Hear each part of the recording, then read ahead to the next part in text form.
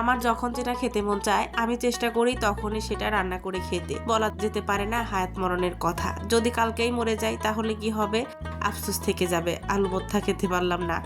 দুপুরে কেন জানি মনে হলো পোড়া আলু ভর্তা খাই, তাই দেরি না করে 3টা আলু পুড়িয়ে ভর্তা বানানোর জন্য রেডি করে নিলাম। প্রথমে এখানে সরিষার তেলে একটু পেঁয়াজগুলো ভালো মতো ভেজে একটু শুকনা মরিচ ভেজে রেখে দেব। তারপরে এই সাইডে আমার হাজবেন্ড আলুগুলোর খোসা ছাড়িয়ে দিচ্ছে, কারণ আলুগুলো অনেক গরম ছিল, তে ভাবলাম তাকে দিয়েই খোসাগুলো ছাড়িয়ে নেই।